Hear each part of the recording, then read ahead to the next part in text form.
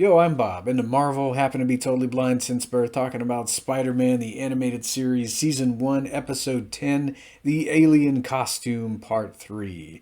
It premiered on May 13th in 1995. And this is the 10th episode of the show overall.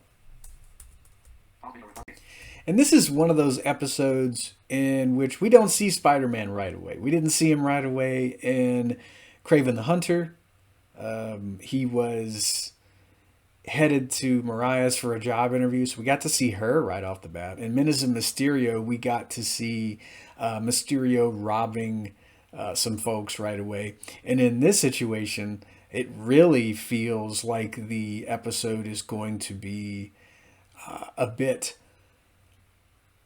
off kilter. I don't mean that in terms of bad writing or anything, but it's very jarring to see Eddie right away. He's pumping iron. He's remembering every instance in which he had been one-upped by Spider-Man as he's pumping iron. And then when the suit overtakes him, he announces that he's Venom. Boy, I couldn't wait to see this particular episode. It took such a long time to an 11-year-old kid having to wait an entire week to see how everything would shake out. Man, that was crazy. And I think it was worth it. I like the small supervillain team up we get right away. Spider-Man, he has to go up against Rhino and Shocker. They have somehow tracked him down as he's out on patrol. He's talking about how great he feels since he's rid of the symbiote. And here these two come. I don't know if Kingpin had something to do with getting these two to team up. I rather think he did. Although it is a small world, I would imagine, if you're a supervillain in New York. Maybe they all go to the same bar. Um, they probably know each other. And they just decided, hey, why don't we put a stop to this guy? But these two just didn't last that long because Venom showed up to subdue them. I remember loving the idea of a villain team up, and I remember wishing this had lasted longer when I watched the premiere. But luckily we got more of that in season two, and we're getting there. We're getting to season two, and I can't wait to get into the Sinister Six, the Insidious Six. That's what you got to call them in this incarnation. But yeah, Venom shows up. I think he webs them both up right away. They don't really last long at all. They just go down like they're nothing. And it's a good thing too, because I don't know if Spider-Man could have held his own against these two. Probably, but he probably would have gone home with a whole bunch of scrapes and bruises, hopefully no broken bones. But then we get the scene where Eddie starts toying with Peter, and this lasts for the majority of the episode. This guy is loving his ability to torment Peter because the symbiote is able to block Peter's spider sense. You know, they have Peter has been bonded with the symbiote, so it knows his weaknesses. And since Eddie is now bonded with it, he's able to know what the symbiote knows. So he knows who Peter is, which I always found exceedingly creepy. And the episode just gets crazier. I like how we do get an opening skirmish with these two, and you've got the symbiote pausing, and it's revealing just how much it's seen throughout the galaxy, and it's revealing the secrets to Brock. I tend to wonder what we're seeing as the two are narrating this flashback. I wonder if we get to see species possibly like the Skrulls or the Kree. No audio description in these older TV shows. So, it's just kind of Venom narrating the flashback as he is bragging about how much he knows, and he's shaming Peter for turning it all down. Really cool scene. And he really makes his intentions clear right away. He's going to torment Peter for as long as he wants to before he finishes him off. So I like how he lets the kid go.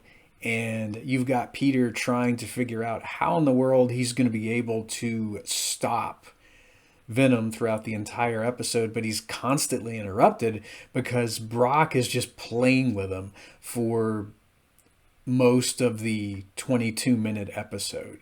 You do get a bit of a nice scene with Jameson and his son as Peter's trying to gather information on where Brock lives. By the way, I love that scene where he just calls the weight company there, and he says that he's Eddie Brock and he needs to double check the address that they're sending his weights to. Nobody asks him any questions, and he just gets Brock's address like that. But I mean, he's a very crafty college kid, so yeah, he went about that rather well, I like to think. But I love the scene where John is out of the hospital, and JJ just dotes on his kid, and I love this scene between JJ and John. You don't really see JJ being nice to very many people, and in this incarnation, I mean, John is all JJ's got because he lost his wife some time ago. So, I mean, he has no problems letting everybody know how much he loves this kid, how proud he is of him. And I really like the scene where, he's bragging about him, talking about how they're going to name the next probe the John Jameson probe when NASA launches it. I mean, just a nice break from the Venom creepiness to see a dad proud of his kid. And I love scenes like this that flesh out JJ as a character. And I love Ed Asner's voice work here as John's talking about how he's really not shaken the memories of the crash and the alien news. And JJ just sounds so warm when he's like, well, dreams go away in time. You'll be all right. It's just such a very powerful scene there. I loved Ed Asner's work there. He can be JJ can be a grumpy, crusty, grousing bull of a guy to work for, but he does have a heart. I mean, he doesn't show it often, but I do like when we're able to see it from time to time. And then, a few minutes later, JJ's barking orders again. So we get another skirmish with Venom ambushing Spider-Man, and he actually takes the mask off, and he's really trying his best to expose Peter's identity to everyone. I thought it was such a cool scene. I didn't know what was going on in the promo. I think we got a little teaser of this scene in the promo. I remember getting to hear Venom saying something like, "You ready for your close-up?" And of course he asks that right before we go to commercial after he's taken the mask off. And lucky for Peter, he's able to get himself out of that situation and head off. And then the episode really gets crazy because no matter where he goes, Venom is right there. He's trying to date Mary Jane, and he knows Venom's going to head for her because Venom has already let Spider-Man know that he's going to hurt everyone he's ever cared about. And he's mentioned that he's going to go after Mary Jane and Aunt May. And you don't see the two fighting. Peter's somehow got to get Mary Jane out of there. I don't know if I'm too keen on the way that he does it. He's like, "Hey, Mary Jane, do you trust me? Then do as I say and don't ask any questions." It's like, well, I don't know if you want to go all 50s boyfriend mode, dude. That might not be the best thing, but apparently she just kind of follows him and didn't ask any questions there. But in terms of the situation, I don't know. I feel like he might have been able to take a bit of time and say, "Hey, Brock is not a nice guy. He's angry because I figured out what he was trying to do. He was trying to, submit false information. Now he's after me, and he's got a few loose screws," something like that.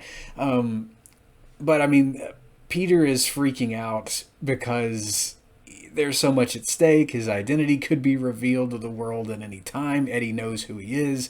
He could be right behind him. There's no way for Peter to tell because he can't sense him with his spider sense. And then he goes home, and Aunt May is there and being as nurturing as ever. And here comes Eddie, and what a creepy scene that is when he just comes right in and he's acting like he's Peter's best buddy. And then we get to the end of the episode and that big fight scene. It lasts several minutes. It seems to go from Forest Hills to the launch site. And I'm not sure what all's going on, but I think at one point Venom might be driving a big rig. I think they actually made the toy. I never picked it up or anything, but at least I think that's what's going on. I don't know if we really get to see too much in the way of punches being thrown. I'm not sure just how much punching and kicking we got to see in this show. Not too much, I don't think. But this is one of my favorite scenes. I think the entire three-parter is one of my favorite trilogies in terms of television history. And I like how Peter uses the symbiote's weakness against it in order to finally get it off of Brock, and it's launched back into space as the episode comes to a close. Yeah, but at one point I think they were chasing each other on a train. It's just one big crazy fight scene leading up to Peter having an idea in order to separate Brock from the symbiote. And I remember really wanting to see more of Venom, but we don't really get to see this character for some time. And as I mentioned in a previous video, we only get to see him one more time in the suit. I really loved the symbiotes in this incarnation, so I was a bit bummed to have only gotten one more two-part episode with them in it, and then that's just it. But I guess Eddie's off to Ravencroft as the episode ends. And I guess Mary Jane is okay with Peter being weird because they're dating at the end of the episode.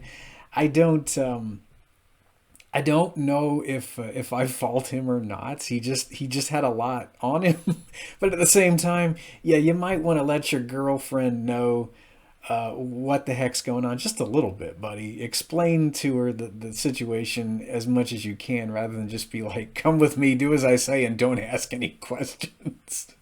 I still give the episode, I'd say a 10 out of 10. I loved the stuff with Venom and the whole cat and mouse thing that was going on from start to finish. It was a really tense episode. Next time, we're going to be starting the Hobgoblin two-parter. That's another one of my favorite miniseries in Spider-Man the Animated Series. So can't wait to get into that. And until next time.